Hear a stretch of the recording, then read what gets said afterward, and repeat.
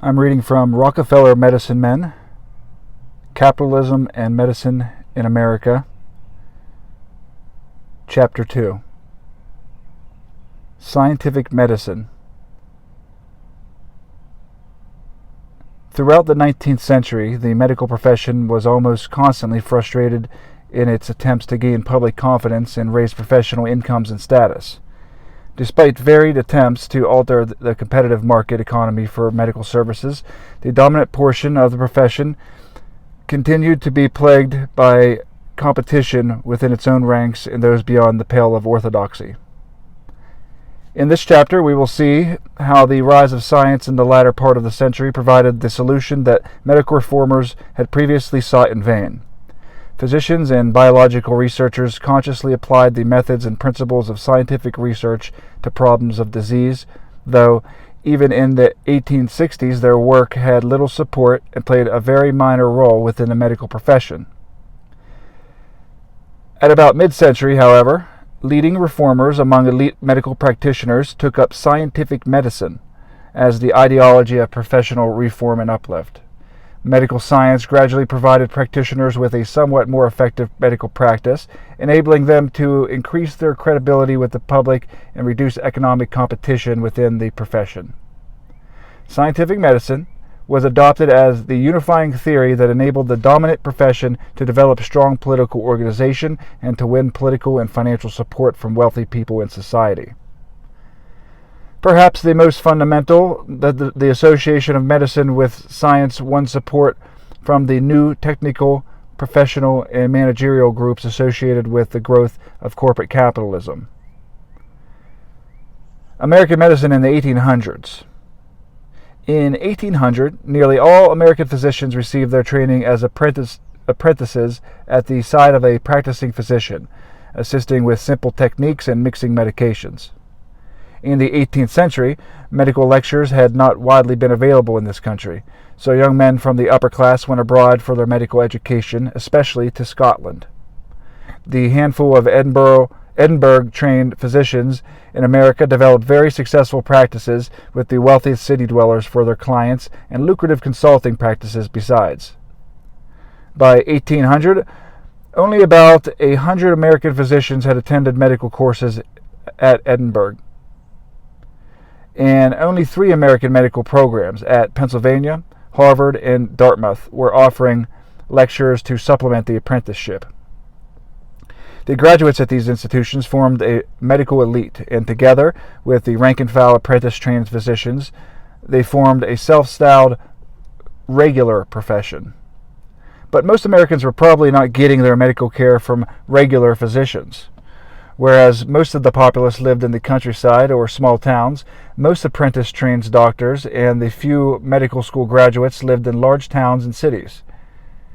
In Virginia, by 1800, the 11 largest towns had only 3% of the state's population, yet 25% of all physicians known to practice in Virginia during the 18th century lived in those 11 towns.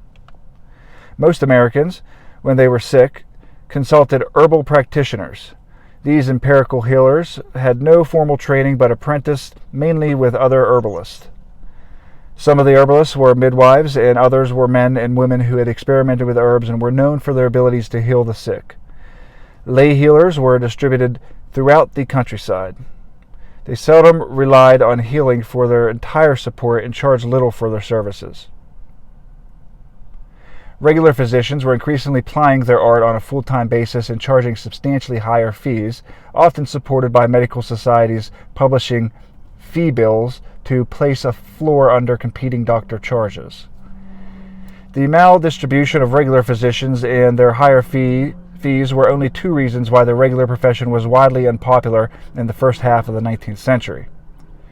Very much related to their social, economic, and geographic separation from the populace, the orthodox profession's clinical practice was greatly feared by much of the population. Not only did medicine offer little hope for curing disease, but the heroic methods used by regular doctors were unpleasant and often lethal. The lancet was a physician's indispensable tool for nearly every ailment. Benjamin Rush, the most prominent physician in America from the Revolution through Jefferson's time, urged bleeding through yellow fever not only in cases where the pulse was full and quick, but where it was slow and tense. When bleeding was not recommended, and even when it was, calomel, chloride of mercury, jalap, or other purgative was administered.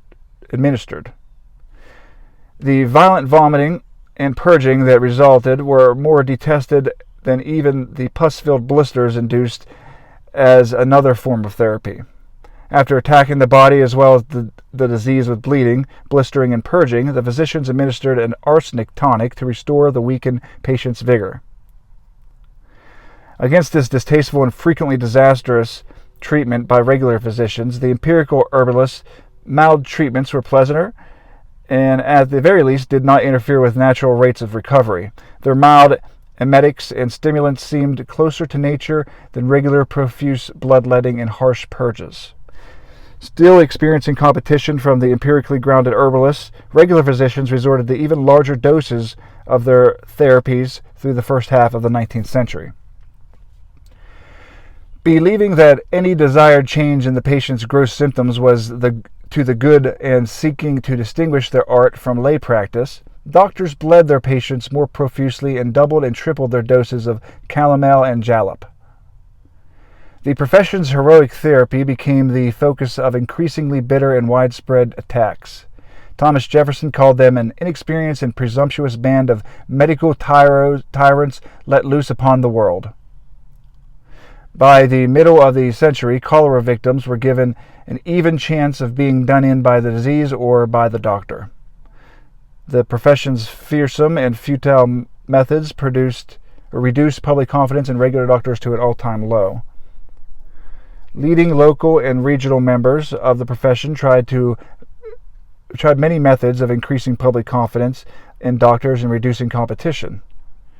At various times during the 19th century, they sought licensing laws, formed new medical sects, started medical schools, and issued diplomas, organized state and national medical societies, demanded medical school reforms, and adopted codes of ethics, all with little or no improvement in technical effectiveness, credibility with the public, or their own status and fortunes. Licensing. Despite the antipathy of much of the populace, regular doctors at the end of the 18th century persuaded fellow gentlemen in the state legislatures to pass medical licensing laws to restrict or prohibit practice by herbal healers. Licensure bestowed exclusively on regular physicians the right to sue for fees. The legally sanctioned economic privilege did not provide the regular profession with an economic monopoly, but it did set them apart from and above lay healers and most other Americans. In addition to the public's lack of confidence in regular physicians' clinical methods, populists in the Jacksonian era articulated their opposition to any form of class privilege. By 1850, medical licensing laws were repealed in nearly every state through the efforts of popular health movement, a loose populist movement of lay healers, herbal practitioners, artisans, farmers, and working people who fought to remove the legal sanctions that protected the privileged position of physicians. Medical sects and medical schools. The humiliated profession was badly divided. Many physicians, critical of heroic medicine, were attracted to the pleasanter new professional sects, such as homeopathy and eclecticism, that were growing in popularity. These sects built their materia medica around herbal drugs and some distinctive technology or procedure, each adding elements that enabled them to claim the necessity of extended study in their field. Homeopathy, as formulated by its founder Samuel Hahnemann, a German physician, was based on a widely accepted medical view that the symptoms of a disease constitute the disease itself, and a corollary that eliminating these symptoms constitutes a cure. Hahnemann found that some drugs produce the same symptoms in a healthy person that it caused the illness, that they eliminated in a sick person whom they cured. For example, he found that cinchona bark, at the time used to relieve the symptoms of malaria, produced malarial symptoms in a healthy person. From these observations, he developed what he called the law of similia similibus curantur, or like cures like. Hahnemann also maintained that diluting the dosage of the drug down to 1/10,000th or 1/1,000,000th of its original strength increased the drug's potency. Competition between the sects and the lack of decisive public support for any one of them left none of the sects in a position to establish control through licensing.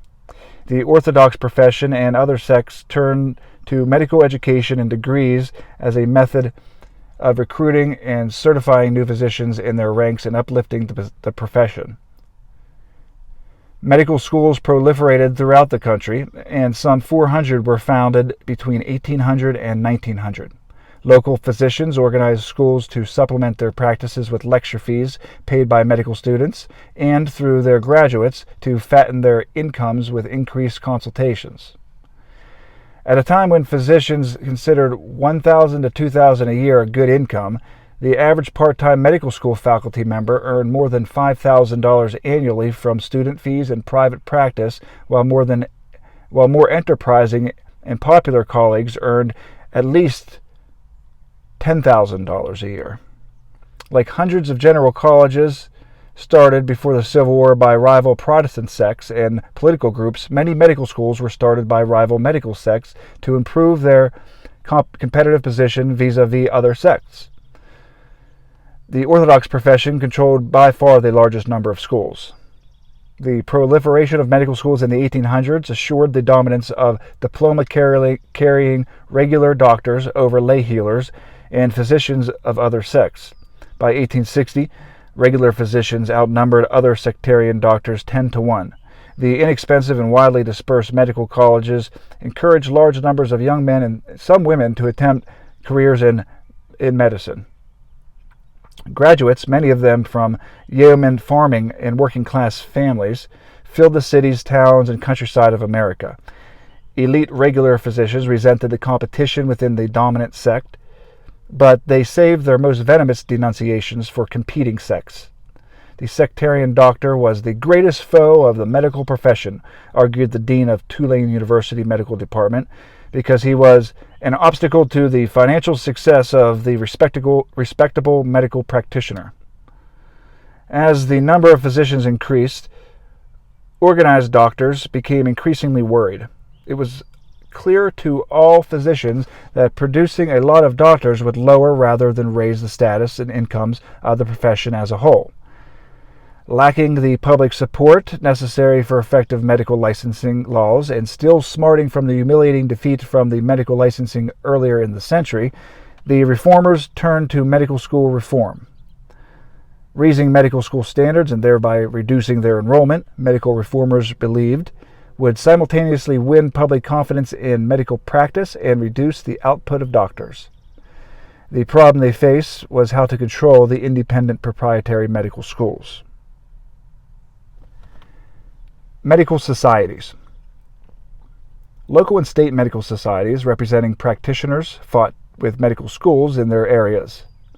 In 1847, these societies banded together to form the American Medical Association. At the founding convention, leading practitioners passed resolutions that sought to raise requirements for preliminary education prior to admission to medical school.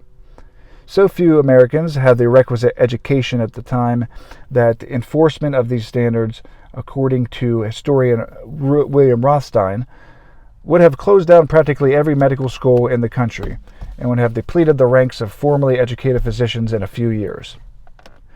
From its founding onward, the AMA was hostile to the interests of proprietary medical colleges and their faculties. The practitioners wanted to reduce the output of the medical schools, and the term elite refers somewhat loosely to physicians who, by their reputations for clinical or research techniques, by income and or by organizational leadership positions, had achieved prominence within the profession. In order to reduce competition within the profession, while the medical faculties opposed any attempted reforms because of their interest in maximizing their lecture fees and future consulting fees, unfortunately for the practitioners, the reform leadership mistakenly thought that including medical schools in the new national organization would allow the medical societies to control them.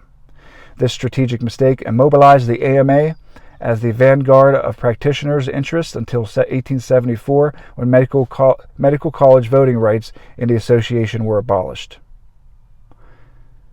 Code of Ethics. The AMA's attacks on medical education, and especially on other medical sects, were supported by a code of ethics adopted at First Convention. With the code, the AMA hoped to deny the ability of patients to judge their physicians or disagreements between physicians, to encourage attacks on irregular doctors and quacks, and generally to reduce competition among regular physicians. At the time that the AMA complained about the low standards of medical education, the association commanded patients to trust their doctors. The obedience of a patient to the prescriptions of his doctor should be prompt and implicit. The Code of Ethics instructed, the patient should never permit his own crude opinions as to their fitness to influence his attention to them. These efforts to bolster the profession's falling economic status and power, legitimized on moral and ethical grounds by medical societies. Since the colonial period, violation of ethical codes had been grounds for ostracizing nonconforming physicians. Codes were used not only against other sects and lay healers, but against members of regular profession who consulted with homeopaths and eclectics, and even against developing medical specialties which offered competition to general practitioners. The AMA code failed to win public support or stamp out competition, although the medical society's attacks on members for code violations intimidated some doctors and increased intra-professional antagonisms.